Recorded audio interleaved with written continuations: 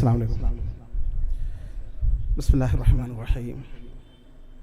അൽഹംദുലില്ലാഹ് വസ്സലാത്തു വസ്സലാമു അലാ അഷ്റഫി റസൂലില്ലാഹ് വഅലാ ആലിഹി വസഹ്ബിഹിൽ ഫായിസിൻ ബില്ലാഹി അമ്മാ ബഅദ്. ആദരണീയനായ സമസ്ത കേരള ജംഇയ്യത്തുൽ ഉലമയുടെ കേന്ദ്ര മുശാവറ അംഗവും പട്ടിക്കാട് ജാമിഅ നൂരിയ അറബിക് കോളേജിലെ അഭിവന്ദനായ ഗുരുവര്യനും എൻ്റെ ആത്മസുഹൃത്തുമായ അലൈ ഫൈസി കുളപ്പറമ്പ് അധ്യക്ഷൻ കൊടക് ഉൾപ്പെടെയുള്ള ബഹുമാന്യരായ പണ്ഡിത നേതാക്കന്മാരെ, അബ്ദുറഹ്മാൻ ഹാജി സാഹിബ് ഉൾപ്പെടെയുള്ള ഉമറാക്കളെ, യുവ പണ്ഡിത സുഹൃത്തുക്കളെ, ബഹുമാന്യരായ സഹോദരങ്ങളെ, അഹ്ലു സുന്നത്തി വൽ ജമാഅത്തിൻ്റെ കർമ്മധീരരായ പ്രവർത്തകരായ ജ്യേഷ്ഠാനുജന്മാരെ, സുഹൃത്തുക്കളെ,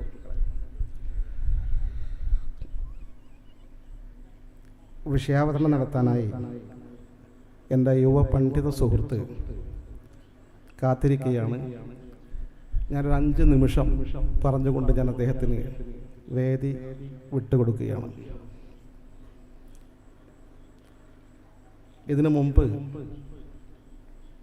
ഇങ്ങനെ ക്യാമ്പയിൻ നടത്താനുള്ള സാഹചര്യങ്ങളൊക്കെ വിശദീകരിച്ചിരിക്കുമെന്ന് എനിക്കറിയാം. പരിശുദ്ധ അഹ്ലു സുന്നത്തി വൽ ജമാഅ എന്ന വിശുദ്ധ ദീനിൻ്റെ മാർഗം യൗമുൽ ഖിയാമത്ത് വരെ നിലനിൽക്കും എന്ന് മാത്രമല്ല,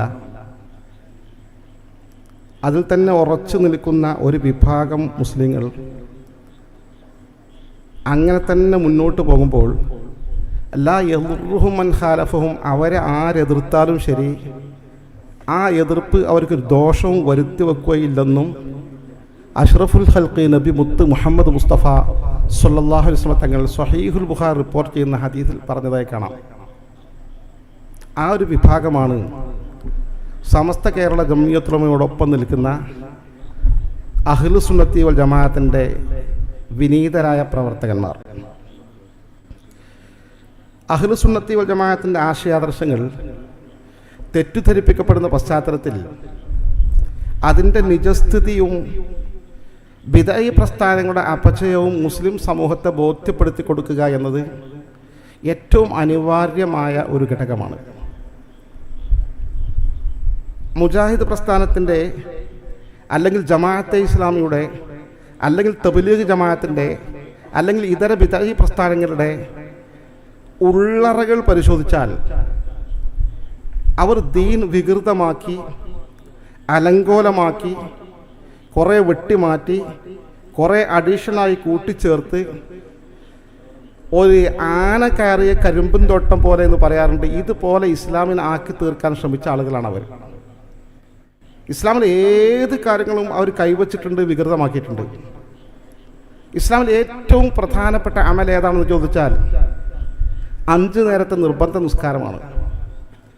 ആ നിസ്കാരം തൊട്ട് ഓരോ കാര്യങ്ങളും 1 by 1 പരിശോധിച്ച് നോക്കിയാൽ അതിൻ്റെ ഓരോ ഭാഗങ്ങളിലും അവർ കൈവച്ചിട്ടുണ്ട്.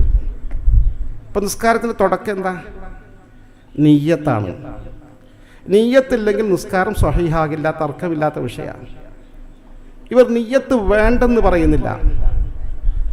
നിയ്യത്ത് എന്ന് പറഞ്ഞാൽ നിസ്കരിക്കാൻ നിൽക്കലെന്നല്ലേ നിയ്യത്ത്. അല്ലെങ്കിൽ നിയ്യത്തില്ലാത്ത ആൾക്കാർ നിസ്കരിക്കാൻ പോകുമോ? തോർത്തും മുണ്ടെടുത്ത് കുളിക്കാൻ പോകാൻ, ജനാബത്ത് കുളിക്കാൻ പോകല്ലേ ആള്. പിന്നെ എന്തിനാ വേറെ നിയ്യത്ത്? ഒതുടുക്കാൻ വേണ്ടി കയ്യിൽ വെള്ളം വെക്കുമ്പോൾ ആ വെള്ളം ഇങ്ങനെ ചോർന്നു പോകുന്ന വിധത്തിൽ വെറുതെ ഒതു എന്ന ഫർള് എന്നൊക്കെ മനസ്സിലാലോചിച്ച് ചിന്തിച്ച് പറഞ്ഞുണ്ടാക്കേണ്ട ആവശ്യമുണ്ടോ? അത് ഒതുടുക്കാൻ തുടങ്ങിയതല്ലേ എന്ന് പറഞ്ഞ് ലളിതവൽക്കരിച്ച് നിയ്യത്തിനെ തന്നെ നിഷ്ഫലമാക്കിയ വിഭാഗം. ഇനി തക്ബീർ കെട്ടിയാലോ? തക്ബീർ കെട്ടിക്കഴിഞ്ഞ് നിസ്കാരം മുന്നോട്ട് പോയാൽ ഫാത്തിഹയും സൂറത്തും ഓതിക്കഴിഞ്ഞ്, ഞാൻ ചില്ലറ കാര്യങ്ങൾ മാത്രമാണ് പറയുന്നത്, ഒരുപാട് കാര്യങ്ങൾ നിസ്കാരത്തിൽ തന്നെ. റുകൂഇലേക്ക് പോയാൽ സുബ്ഹാന റബ്ബിയൽ അളീം വബിഹംദിഹി, മുസ്ലിം ലോകം മൊത്തം 3 തവണയെങ്കിലും മിനിമം ചൊല്ലുന്നു. അല്ലാഹുവേ നീ എത്ര വിശുദ്ധൻ, വബിഹംദിഹി നിന്നെ ഞങ്ങൾ സ്തുതിക്കുന്നു. മുജാഹിദ് പ്രസ്ഥാനം അഭിമാനപൂർവ്വം എഴുതി പ്രചരിപ്പിക്കുന്നു, വബിഹംദിഹി എന്ന് റുകൂഇലെ ദിക്റിൽ നിന്ന് വെട്ടിമാറ്റിയ ആളുകളാണ് ഞങ്ങൾ. പ്രബലമായ തെളിവില്ല. അത് കഴിഞ്ഞ് വീണ്ടും മുന്നോട്ട് പോയാലോ? സുജൂദിലെത്തിയാൽ സുബ്ഹാന റബ്ബിയൽ അഅ്ലാ വബിഹംദിഹി, 3 തവണയെങ്കിലും മുസ്ലിം സമൂഹം ചൊല്ലിക്കൊണ്ടിരിക്കുന്ന ഈ ദിക്റിൽ നിന്ന് വബിഹംദിഹി എന്ന ഭാഗം, അള്ളാഹുവിനെ നിന്നെ സ്തുതിക്കുന്നു എന്ന ദിക്റിൽ നിന്ന് വിട്ടുമാറ്റിയ ആളുകളാണ് ഞങ്ങൾ. പ്രബലമായ തെളിവില്ലാത്ത ഞങ്ങൾക്ക് സ്വീകാര്യമല്ല. KNMന്റെ പുസ്തകത്തിൽ എഴുതി വച്ചതാണ്, അവരിതാ പഠിപ്പിച്ചുകൊണ്ടിരിക്കുന്നത്. ഇനി നിസ്കാരം കഴിഞ്ഞു, സലാം വീട്ടിൽ വിചാരിക്കുക. യാത്ര ചെയ്യുന്ന ആളുകളാണെങ്കിൽ നിസ്കാരത്തിൻ്റെ അളവുകളുണ്ട്. 2 മർഹല ദൂരമുള്ള നിസ്കാരത്തിൽ 4 റക്അത്തുള്ള നിസ്കാരം 2 വെട്ടിച്ചുരുക്കാം. 2 നിസ്കാരങ്ങൾ ഒരുമിച്ച് നിസ്കരിക്കാം. 4 മദ്ഹബുകളും ഇത് അംഗീകരിക്കുന്ന 4 മദ്ഹബ് ഇസ്ലാമിക ലോകത്തിൻ്റെ ഏകാഭിപ്രായം എന്നതിൻ്റെ അർത്ഥം. എന്നാൽ ഈ വിഭാഗങ്ങൾ പഠിപ്പിക്കുന്നത് മദ്രസയിലെ പാഠപുസ്തകത്തിൽ പോലും പഠിപ്പിക്കുന്നത് അങ്ങനെ 2 മർഹലയും 132 കിലോമീറ്ററിനൊന്നും ആവശ്യമില്ല. 5 കിലോമീറ്റർ പോയി യാത്ര ചെയ്തു വന്നാലും 4 റക്അത്തുള്ള നിസ്കാരം 2 വെട്ടിച്ചുരുക്കാം. ളുഹറും അസറും ഒരുമിച്ച് നിസ്കരിക്കാം, ഒരു പ്രശ്നമല്ല. അതൊക്കെ സുന്നികൾ വെറുതെ പറഞ്ഞുണ്ടാക്കിയത് ഖുറാഫത്ത്, അതൊന്നും നമുക്ക് സ്വീകരിക്കേണ്ട ആവശ്യമില്ല എന്ന് പറയുന്നു. ഇവിടുന്ന് പെരിന്തൽമണ്ണ പോയി വന്നാൽ പെരിന്തൽമണ്ണ തങ്ങുന്ന സമയത്തൊക്കെ ളുഹർ നിസ്കാരം 2 മതി, അസർ നിസ്കാരം 2 മതി, മഗ്രിബ് കഴിഞ്ഞ് ഇശ 2 റക്അത്ത് മതി, അതൊക്കെ ഒരുമിച്ച് നിസ്കരിക്കും ചെയ്യുക എന്ന് പറഞ്ഞ് നിസ്കാരം തന്നെ വികൃതമാക്കിയ ആളുകൾ. നിങ്ങൾ പരിശോധിച്ച് നിസ്കാരം ഒക്കെ ഇങ്ങനെ ഒരുപാട് പ്രശ്നങ്ങൾ. ഇത് കഴിഞ്ഞ് ഇനി നോമ്പ് പോയാലും അവിടെ ഉണ്ടോ പ്രശ്നം? ഇളവ് നോമ്പ് പറ്റേ നിഷ്ഫലമാക്കിയ വിഭാഗം. റമദാൻ നോമ്പിന് സുബഹിക്ക് ബാങ്ക് വിളിച്ചിട്ടും നാസ്ത കഴിക്കണതിന് കുഴപ്പമില്ല എന്ന് പഠിപ്പിക്കുന്ന ലോകത്തെ ഒരേ ഒരു വിഭാഗമാണ് കേരളത്തിലെ ബിദഅ പ്രസ്ഥാനക്കാർ.